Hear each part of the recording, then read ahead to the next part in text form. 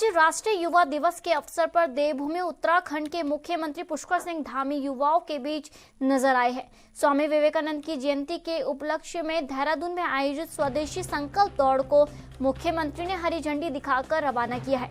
इस दौरान हजारों की संख्या में युवाओं का हुजूम उमड़ा, जिनका उत्साह देखते ही बन रहा था। इस कार्यक्रम को संबोधित करते हुए मुख्यमंत्री पुष्कर सिंह धामी ने स्वामी विवेकानंद को भारत की महान संत परंपरा का मशाल वाहक बताया। उन्होंने कहा कि विवेकानंद जी के विचार और उनका व्यक्तित्व आज भी करोड़ों युवाओं के लिए प्रेरणा का सबसे बड़ा स्रोत है। सीएम ने अपने संबोधन में स्वामी जी के उस कालजयी मंत्र को दोहराया, जिसमें उन्होंने कहा था कि उठो, जागो और तब तक मत रुको जब तक लक्ष्य की प्राप्ति ना हो।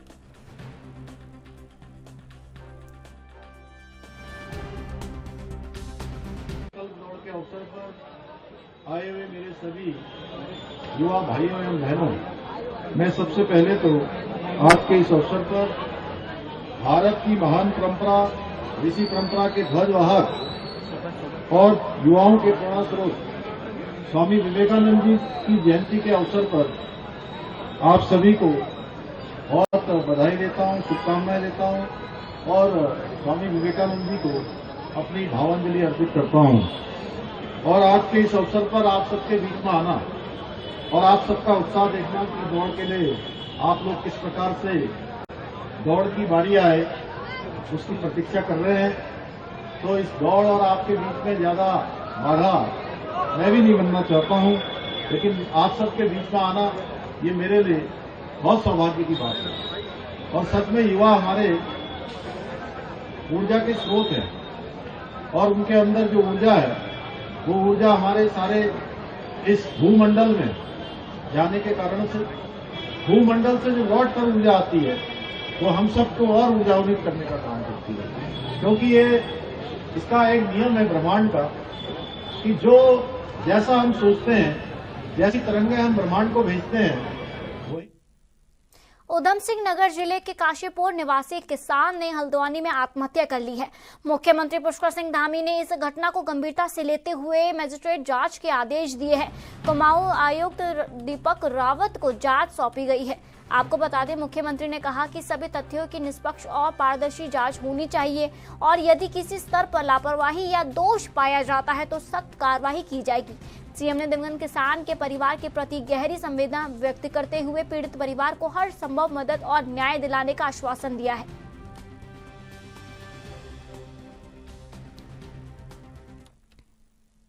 उत्तराखंड में भारतीय जनता पार्टी के विधायकों ने सीएम पुष्कर सिंह धामी से भेंट की और अंकिता भंडारी हत्याकांड में सीबीआई जांच कराने की सिफारिश पर उनका आभार जताया।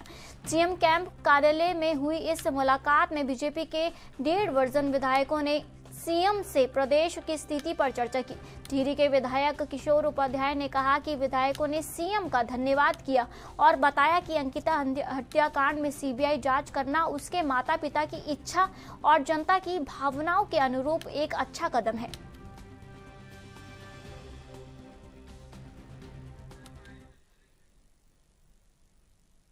हल्द्वानी में उत्तराखंड मुक्त विश्वविद्यालय का 10वां दीक्षांत समारोह आयोजित किया गया है। कार्यक्रम में कुलाधिपति राज्यपाल सेवानिवृत्त लेफ्टिनेंट जनरल गुरमीत सिंह ने विवि सभागार में 34 छात्रों को स्वर्ण पदक और 1,129 शिक्षार्थियों को स्नातक पुरस्कार की और साथ ही डिग्रियां भी दी है। इसके साथ ही 6 छात्रों को पीएचडी की उपाधि प्रदान की है। विवेक के श्रमिक पत्रिका उड़ान का विमोचन और हिंदी वेबसाइट का लोकार्पण भी किया। राज्यपाल ने कहा कि ये दिन महत्वपूर्ण है और आज 18,129 छात्र छात्राओं को डिग्री और गोल्ड मेडल दिए गए हैं। उन्होंने विश्वास व्यक्त किया है कि ये छात्र प्रदेश और देश के विकास में महत्वपूर्ण योगदान देंगे।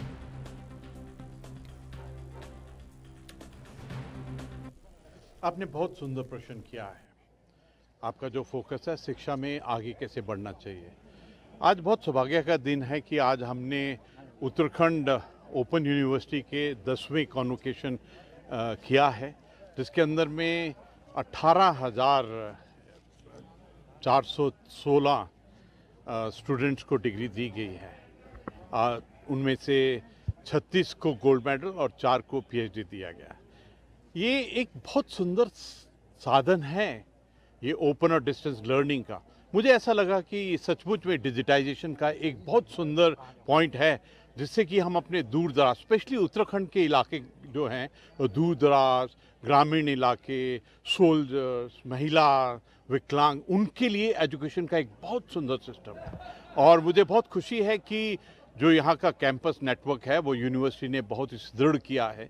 जो डिजिटाइजेशन के जो स्टडी मटेरियल है, कार्यक्रम है, उसके अंदर में एक बहुत ही बड़ा परिवर्तन लेके आए हैं।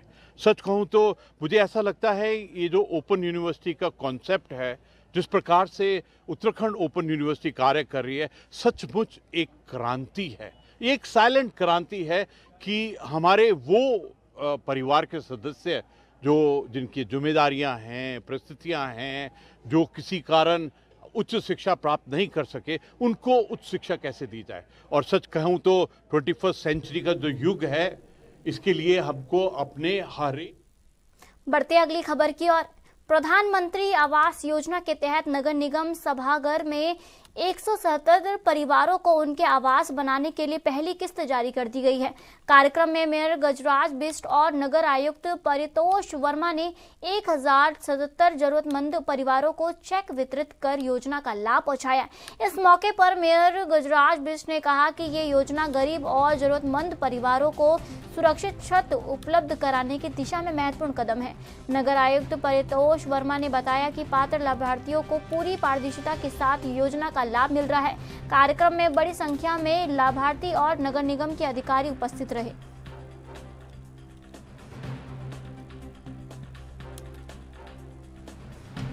मंत्री आवासीय योजना शहरी टू जो सेकंड जो प्रारंभ हुई है, उसके तहत आज हल्द्वानी निगम को निगम में निवास करने वाले 177 लोगों को जो उनका पास हुआ है, उनको हम प्रमाण पत्र भी दे रहे हैं। उनको पहली किस्त भी आज हम यहाँ से जारी कर रहे हैं। माननीय मोदी जी का सपना था 2014 से ही, यदि आप जाएंगे देखेंगे तो 2014 को जो उनका पहला भाषण था, माननीय मोदी जी ने उसी भाषण में कहा था कि मैं प्रत्येक गरीब परिवार के घर में शौचालय देखना चाहता हूँ और जो झोपड़ी में रह रहे हैं उनका एक पक्का मकान देखना चाहता हूँ। 2014 से लगातार आदरणीय मोदी जी इस काम को कर रहे हैं और आज मैं आप सब यहाँ लगभग 177 परिवार हमारे बीच में उपस्थित हैं, इन सब की ओर से माननीय मोदी जी का, माननीय मुख्यमंत्री जी का, अपने सभी अधिकारियों को जो इस काम में लगे हुए थे, धन्यवाद भी करता हूँ, बधाई भी देता हूँ कि हमारे जितने लोग भी हैं।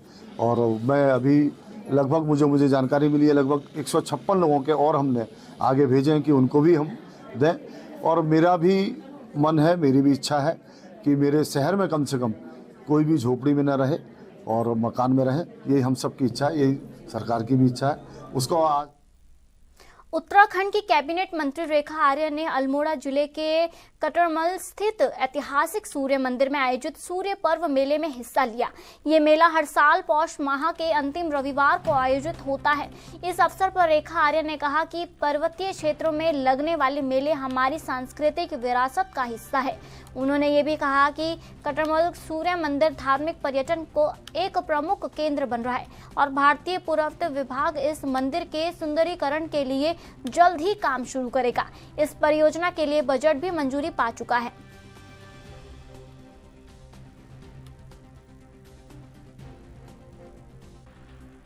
देखिए, मैं समझती हूँ कि यदि आप बहुत समय पहले से देख रहे हैं, यदि 2017 से पहले का दौर यदि आप देखते हैं तो कटारमल सूर्यदेव मंदिर का जितना प्रचार प्रसार कभी हमने पहले पूर्व में नहीं देखा। 2017 के बाद से हम लगातार इसका प्रचार प्रसार देखते हैं। हम देखते हैं कि 2017 के बाद से इसके मुख्य मार्ग से लेकर यहाँ तक हमारे पहुँचने का यदि हम रास्ता देखते हैं तो वो अपने आप में पर्यटकों के अनुसार ही कि वो बहुत सरल हो सके, सीधा हो सके, उनके लिए सुगम हो सके, वो वहाँ पर बनाया गया है। कई सारे होम स्टे डेवलप किए गए हैं, कई डेकोरेटिव यहाँ पर कार्य किया गया है। मंदिर की लगातार अभी मैंने जितनी बातें बताई हैं, चाहे वो सड़क मार्ग हो, चाहे वो मंदिर के शिलाओं को ठीक करने के परिप्रेक्ष्य में हो, ये सारी व्यवस्थाएं जो हैं वो कटारमल सूर्य मंदिर पर्यटन की दृष्टि से भी इसमें और अधिक से अधिक फुटफॉल हो सके उस और ही हम लोगों ने किया है। और इसके साथ साथ गाँव वालों को भी कोई समस्या ना हो, वो सुविधा की भी हमने चिंता करी है। तो मैं कह सकती हूँ कि धामी जी की सरकार और मोदी जी की सरकार में यह होते हुए आज लोगों के अनुभव को आप जानेंगे। यहाँ पे कई भक्तजनों के यदि आप पूछेंगे तो पाएंगे कि पूर्व में कटारमल सूर्यदेव मंदिर के जब वो दर्शन करते थे और आज कटारमल सूर्यदेव मंदिर के दर्शन करते तो बहुत जमीन आसमान का अंतर है। इसने अपनी भव्यता को पाया है और दिव्यता के लिए हम निरंतर प्रयासरत हैं। उत्तराखंड के सीएम पुष्कर सिंह धामी ने अंकिता भंडारी मामले की जांच के लिए सीबीआई की स्वीकृति दे दी है। इसके बावजूद वीआईपी नाम के खुलासे को लेकर कई संगठनों ने बाजार बंद करने का आह्वान किया, लेकिन सीबीआई की स्वीकृति के बाद प्रदेश के व्यापारिक संगठनों ने बाजार बंद का विरोध जताया, जिससे बाजार खुल रहे हैं। बीजेपी प्रदेश प्रवक्ता कमलेश रमन ने कहा कि सीबीआई जांच की स्वीकृति के बाद उत्तराखंड बंद की बात करना उचित नहीं था। विपक्षी दलों का आह्वान विफल हो गया है।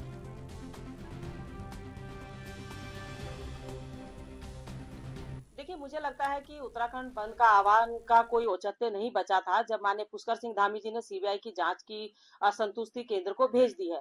तो अब ये राजनीतिक दल है, अपनी राजनीति करने के लिए या अपने आप को कहीं ना कहीं स्थापित करने के लिए एक प्रोपगंडा रच करके लोगों की भावनाओं से खेलने का काम कर रहे हैं और अंकिता बहन के माता पिता की जो भावनाएं उनको ठेस पहुंचाने का काम कर रहे हैं। आज के परिप्रेक्ष्य में अगर मैं कहूं तो उत्तराखंड के अंदर जो बंद का इनका आह्वान था वो कहीं ना कहीं फेल साबित हुआ, क्योंकि प्रदेश की जनता अब इनके साथ नहीं खड़ी है। वो समझ चुकी है कि पुष्कर सिंह धामी जी ने सीबीआई की जांच की संतुष्टि कर दी है, तो अब इसके ऊपर किस तरह की राजनीति ये राजनीतिक दल कर रहे हैं तो ये सब पूरे प्रदेश की जनता जानती है। तो आज कहीं ना कहीं जो प्रदर्शन हो रहा है, क्योंकि देखिए संडे को तो वैसे भी अधिकतर जो दुकानें हैं बंद रहती हैं, कुछ की खुली रहती हैं, लेकिन आज का जो हमारा प्रदेश का जो जनमानस है वो ये सारी बातों को अच्छी तरीके से पहचान चुका है कि जो लोग राजनीतिक तरीके से अपने आप को स्थापित करने की कोशिश कर रहे हैं वो केवल ये प्रोपगंडा कर रहे हैं। वो एक झूठ की बुनियाद पर इस तरीके का प्रचार तंत्र रचा करके कहीं ना उत्तराखंड के अल्मोड़ा में बीजेपी ने कांग्रेस के बयानबाजी और प्रदेश के माहौल बिगाड़ने के आरोपों के विरोध में बुद्धि शुद्धि यज्ञ का आयोजन किया है। इस कार्यक्रम में बीजेपी के वरिष्ठ नेता, पदाधिकारी और कार्यकर्ता मौजूद थे। यज्ञ के दौरान मंत्रोच्चारण के साथ प्रदेश में शांति, सद्भाव और अच्छे माहौल की कामना की गई। बीजेपी नेताओं का कहना था कि कांग्रेस के बयान जनता में भ्रम पैदा कर रही है और राजनीतिक माहौल बिगाड़ने की कोशिश हो रही है। उन्होंने कांग्रेस से जिम्मेदारी के साथ बोलने और जनता के मुद्दों पर बात करने की अपील की है।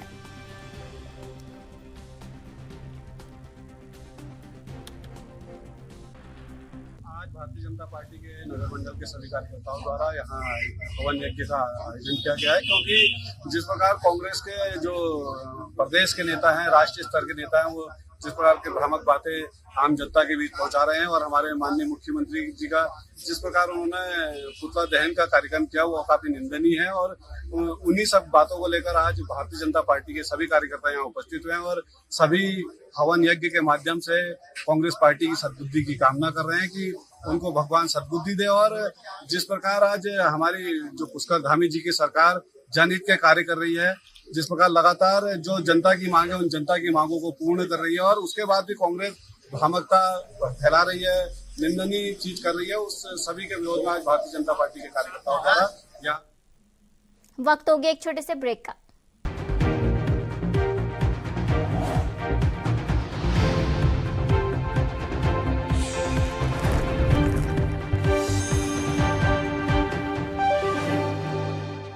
ब्रेक के बाद आप सभी का स्वागत है और आप देख रहे हैं एएनबी न्यूज। बढ़ते अगली खबर की ओर।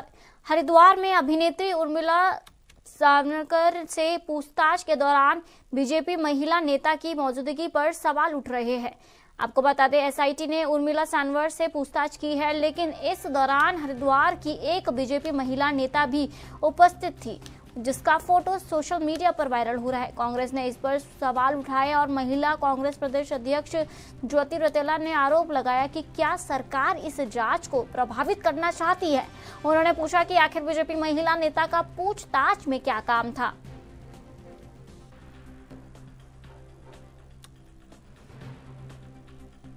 देखिए, जिस तरह से हमारे प्रदेश अध्यक्ष ने बोले और हम वही बात बोलते हैं कि जो सीबीआई जांच को आपने संस्तुति जो दी है वो किन पॉइंट्स पे दी है, ये बहुत बड़ा सवाल आप सबके मन में है। केवल ऐसा तो नहीं है कि आप सिर्फ वीआईपी वाले एंगल से देख रहे हैं, लेकिन हम लोग चाहते हैं कि इस जो सीबीआई की जांच हो, पूर्ण सीबीआई की जांच हो। इसमें जो वीआईपी है वो कौन है, बुलडोजर रातों रात किसके कहने से चलाया, अंकिता को एक्स्ट्रा सर्विस देने के बाद आप किसके लिए कर रहे थे, इन सभी बिंदुओं पे जांच सरकार को करनी चाहिए।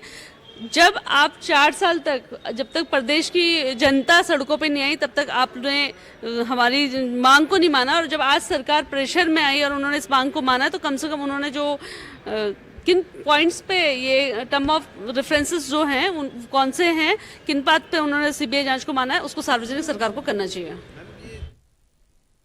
गंगा में राफ्टिंग कराने वाले गाइडों के लिए अब एक नियमावली लागू की गई है। उत्तराखंड टूरिज्म विभाग ने मनकरती के इको टूरिज्म जोन में स्थित 750 राफ्टिंग गाइडों के लिए एडवांस लेवल एक फर्स्ट एंड कोर्स शुरू किया है।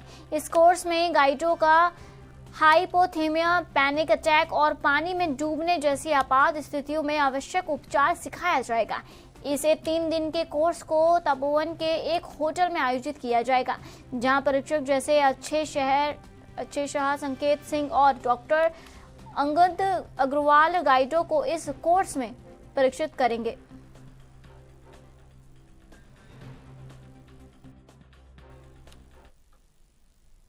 हल्द्वानी से कांग्रेस विधायक सुमित हृदयेश ने अंकिता भंडारी हत्याकांड और काठ गोदाम में किसान द्वारा आत्महत्या की घटना पर सरकार और प्रशासन पर सवाल उठाया है। उन्होंने कहा है कि अंकिता भंडारी की हत्या ने पूरे प्रदेश को हिलाकर रख दिया है और अब जनता को सिर्फ आश्वासन नहीं बल्कि निष्पक्ष और समयबद्ध न्याय चाहिए। विधायक ने कहा कि सीबीआई जांच की स्वीकृति के बावजूद जब तक जांच प्रक्रिया शुरू नहीं होती और दोषियों के खिलाफ ठोस कार्रवाई नहीं होती, तब तक जनता का विश्वास बहाल नहीं होना सकता। वहीं पर कोट गोदाम की घटना पर भी उन्होंने सरकार की नीतियों पर कड़े सवाल उठाए हैं।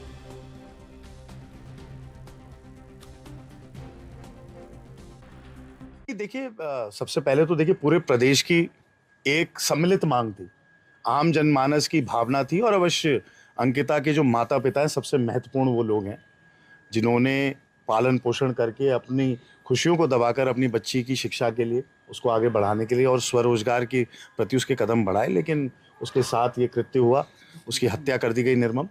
और सीबीआई जांच जो है देखिए स्वागत योग्य कदम है, लेकिन इसमें सबसे बड़ी चीज़ जो प्रदेशवासी मांग रहे हैं और जो अंकिता के माँ बाप मांग रहे हैं और जो लगातार मैं उनके इंटरव्यू देख रहा हूँ अंकिता के पिताजी का, उनके माता जी का, कि सीबीआई जो जांच भी करे तो उसमें वीआईपी का नाम आए, वरना फिर ये जांच अधूरी है। तो इसलिए ये हम सबकी भावनात्मक मांग है, इस पे राजनीति नहीं है। अंकिता के माता पिता अगर संतुष्ट हो जाए तो पूरे प्रदेशवासी संतुष्ट हो जाएंगे। बीजेपी आरोप लगा रही कि कांग्रेस इसको केवल तोड़ ले रही है और नहीं, देखिए कांग्रेस ने तो पहले दिन से, किसी दल ने, किसी संगठन ने अगर अंकिता के न्याय की मांग करी, सड़क से सदन तक कांग्रेस ने उसकी, हमारी बहन, हमारी बेटी की आवाज उठाई।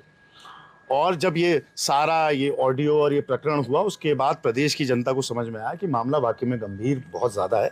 तो गली गली, शहर शहर, ब्लॉक और तोक तक आप देखेंगे किस प्रकार से प्रदर्शन हुए और राज्य की सरकार ने जनभावना को समझा तो सीबीआई की जांच स्वीकार करी। तो इसमें राजनीति नहीं है, जनभावना है। अब जनता जब स्वतः अपने घरों से निकलकर कोई मांग रखती है तो अवश्य सरकार किसी की भी सुनना पड़ता। क्रिकेट के साथ अब कबड्डी गेम्स को भी प्रमुखता देने के लिए पूरी तरह से जोर लगाया जा रहा है। एशिया कबड्डी एसोसिएशन के चेयरमैन गुलाब सिंह सैनी ने भारत में इसका आगाज किया। 25 साल पहले कनाडा में वर्ल्ड कबड्डी कप की शुरुआत के बाद से कबड्डी का हरियाणा और पंजाब में एक प्रमुख प्रतियोगिता बन चुकी है। अब उत्तराखंड में भी इसकी शुरुआत हो गई है। कबड्डी को ओलंपिक में दर्जा दिलाने के लिए पूरी तैयारी की जा चुकी है और इसे भारत का गौरव बनाने की दिशा में महत्वपूर्ण कदम उठाए गए हैं। बाजपुर में आयोजित राष्ट्रीय कबड्डी प्रतियोगिता में सर्किल कबड्डी का भी आयोजन हुआ, जिसे दर्शकों ने खूब पसंद किया।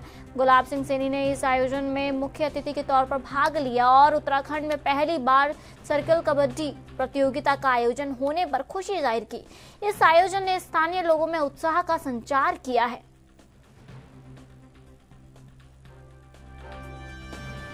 चाहे हरियाणा गवर्नमेंट हो या दूसरे स्टेट की गवर्नमेंट हो, उनसे बातचीत की है कि हमारे सर्कल कबड्डी के प्लेयरों को भी सम्मान, अधिकार और अवार्ड दिए जाएं।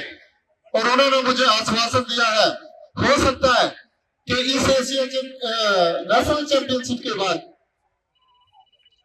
जो मलेशिया में 26, 27, 28 और 1 मार्च को एशिया चैंपियनशिप हो रहा है, उसके बाद ये घोषणा हो जाए कि जो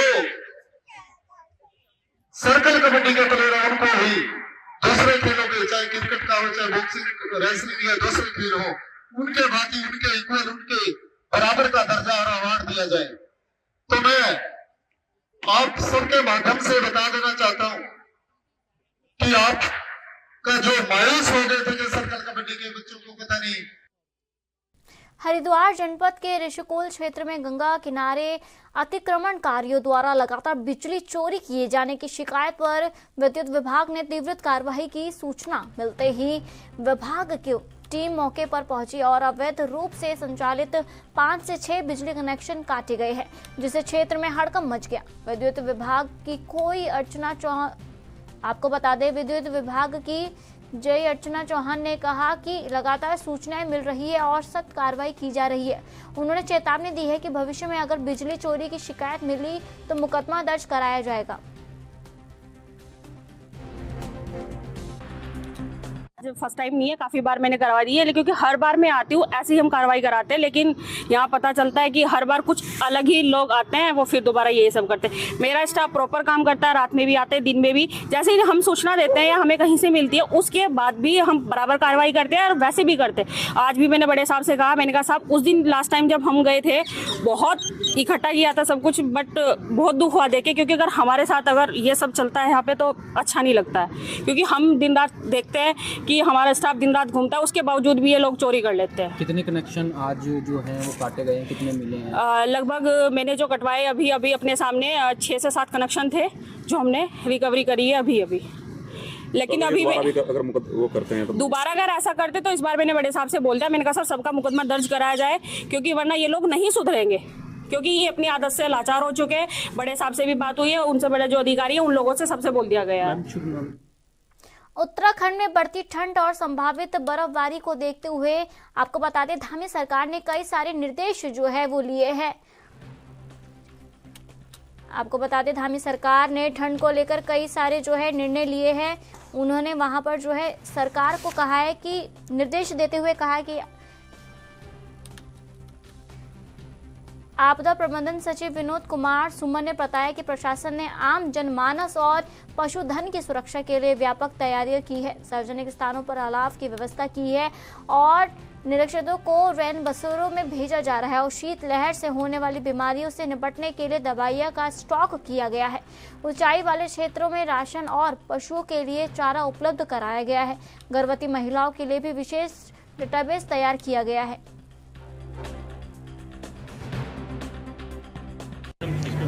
देखिए, कई तरह से हम कार्रवाई कर रहे हैं। जैसे अलाव, जहाँ जहाँ पब्लिक प्लेस हैं, आप देख रहे हैं सब जगह अलाव जल रहे हैं।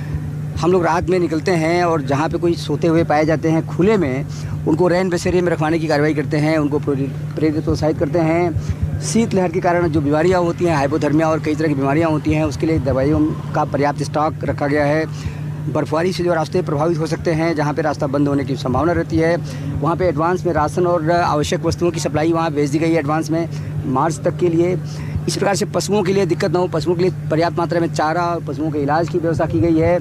जो प्रेग्नेंट लेडीज़ हैं उनके लिए डेटा बैंक बनाने के लिए कहा गया है कि डेटा बना के रखें और मार्च तक जिनकी डिलीवरी है उनके लिए व्यवस्थाएं रखें, और ताकि वो जब कभी प्रसव पीड़ा होती है तो समुचित ढंग से उनका हम प्रसव करा सकें। वो सब चीज़ों को फिलहाल आज के बुलेटिन में इतना ही और आप देखते रहिए ANB न्यूज़। नमस्कार।